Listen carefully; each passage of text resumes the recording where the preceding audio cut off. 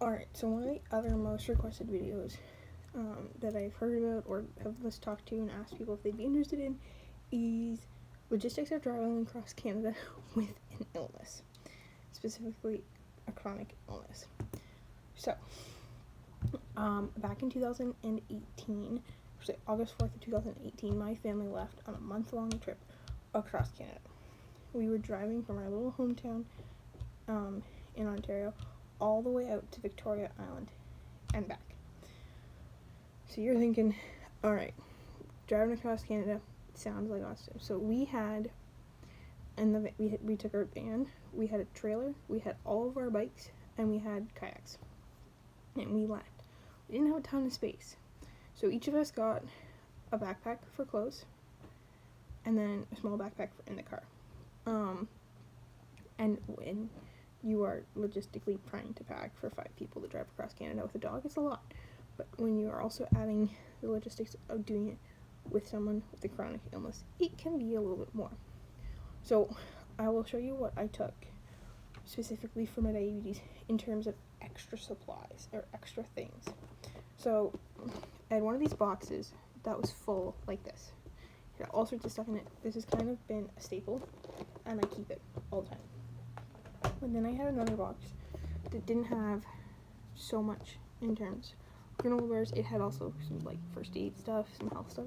Basically, everything that is in this box here, I took.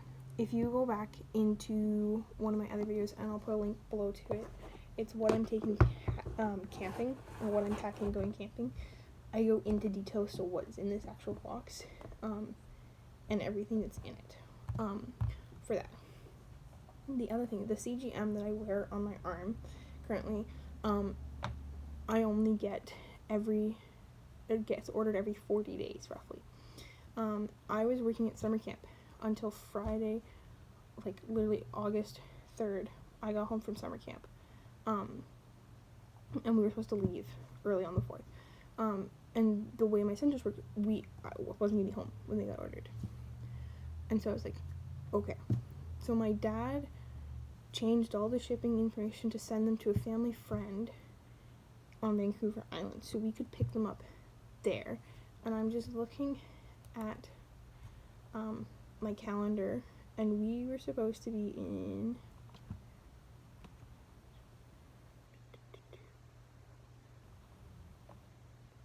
somewhere around the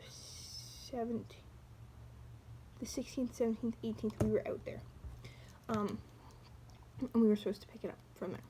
So, perfect, right? We were in a forest, I remember this. We were specifically in a forest, and we were there, and they missed it. And it wasn't, my dad looked, and it wasn't going to get to where it needed to be on time. So I was like, great, now what? So my parents called and was like, what's going on? And it got missed. And so then we called our family friend, and we're like, refuse the package, because someone has to sign for it, because it is medical equipment. Someone has to sign for it. So we said, refuse the package. And they're like, okay, we can do that. So they refused the package. But instead of it just getting redirected to another place where we could pick it up, it got shipped almost all the way back to, I think it comes out of Burlington. It might be somewhere around here. So it got shipped back to there. So then we had to ship it back out to somewhere else, and it got missed there. And at this point, I'm running out of time on my sensor in my arm. And I'm kind of starting to panic, because I'm like, what's gonna happen? I need it, like, blah. I packed a substantial amount of tester strips, but not enough to get me home. And we've had trouble moving prescriptions from drugstores before, and them getting all messed up, and then it becomes a big nightmare and a half. So I was worried about that. So it was being shipped through UPS, and there's no hate to the company. The company's great for shipping stuff. But I remember getting shipped through UPS, and one of my old hockey coaches works for UPS. So we called him, and we're like, dude, what's going on with this? And he went, crap, I'll look into it. So he looked into it. We still couldn't find it. eventually what happens is we are in Edmonton. And it is me, my mom, and my sister. My brother and my dad had to fly home early. So we are in Edmonton. And it got shipped to a UPS store in Edmonton. I had literally, I think I had 20 hours left on my sensor. Like, I had, like, no time left. It got shipped there. After we had, like, 800 phone calls. I swear we were on the phone so much with them. And they had to split the package. That was a whole other thing. They just split the package. Normally I get 3 in a package. We wanted 2 to be sent home, and then my dad could pick it up from home, and 1 to be sent to a UPS store in Winnipeg, so we could get it. And so it got split. That was a whole thing. And they're like, well, we can't do it. Well, we'll just, like, bill the insurance for the 2, and then for the 1. Like, they'll still do all 3. And it was, like, a whole thing. So once they got split, it got to the store. But then they wouldn't give it to me because I didn't have an Edmonton address. The only piece of ID I had with me, I think did I have my driver's license? I think I had my driver's license. So I had my driver's license and my health card. But they still wouldn't give it to me. So then they're like, okay, well, we'll call the number on the package and get them to tell us that we can give it to you. And I'm thinking, okay, which cell phone number's on this package? Because I don't know, is it my mom's cell? Is it my cell? Is it my dad's cell? Is it the house cell? Is it one of my siblings' cell? So they call it, and it goes to voicemail. And so I'm like, okay, it's not my dad's cell. It's not my brother's cell. It's not my cell. And it's not my mom's cell. Because my mom would have called and said, yeah, just hand the package over. It's totally fine. So I go to my parents. I go to my mom, who's outside with their dog. And I'm like, they still won't give me the package. And mom's like, okay, we'll go try one more time. And I was like, okay. So I go back in, and I say to them, I said, you need to hand me that package. I said, my name is on it. There's ID that proves that it is me. I said, there's picture ID. Because both my health card and my driver's license have a picture of me. I said, you need to give me the insurance. You need to give it to me. And they're like, we can't. I said, okay, open it up. There'll be a small yellow box that my sensor comes in. And on it will be a prescription label from my family doctor. And it'll have my name on it. And they're like, we can't open the package. So I'm like, okay, call it one more time. Like, thinking maybe my dad was in a meeting and just couldn't pick it up. And then it dawns on me that it's the house phone. Well, no one's at home. My brother was doing a program at school where he was a link leader, so he's helping the grade 9s. So he's there. My dad's at work, and me and my sister and my mom are currently in Edmonton, or in Winnipeg. And so after about 25 minutes of back and forth, I finally say to them, I said, you're holding medical equipment. You cannot hold medical equipment any longer. You need to give me the package. And they're like, no. And I was like, okay, here's the phone numbers it could be. Like, I listed all the kids, like, everyone's phone numbers.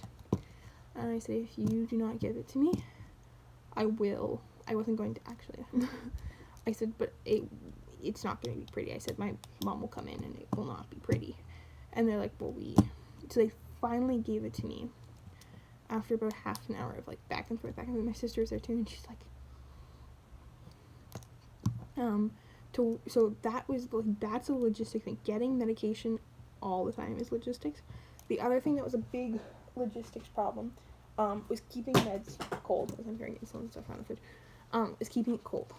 So we had a cooler that I would just throw everything in, but then the other thing I used was my Frio pack. I do talk about this in my camping video as well, but logistically going anywhere with diabetes is hard.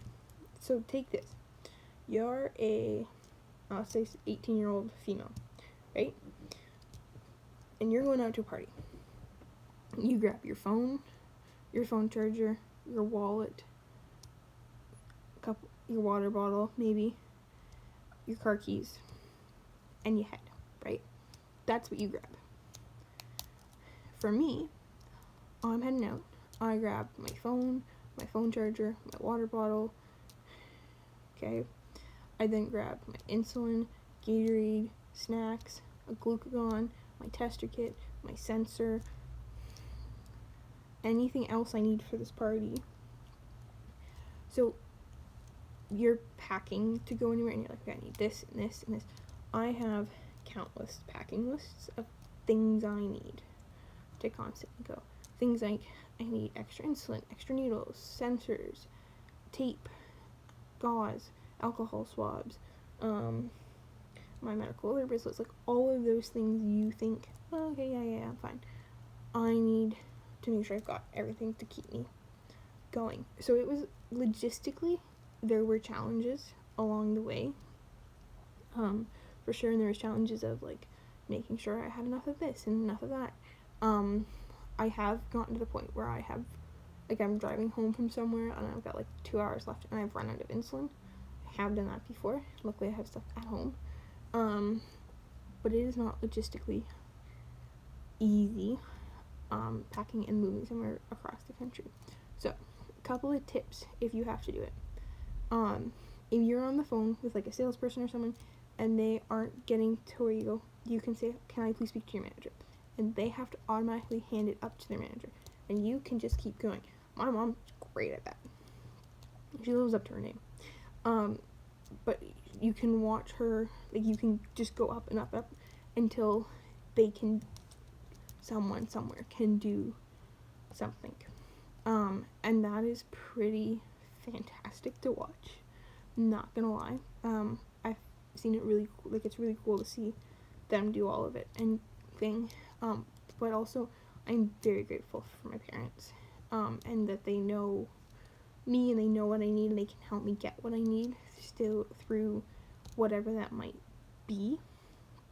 So I'm very grateful. If you have questions about anything that I kind of mentioned here, it's kind of like a summary. I did a summary because it'd be like a 4-hour video if I did the whole darn trip and everything. But if you have any questions about the camping trip itself, like driving across Canada,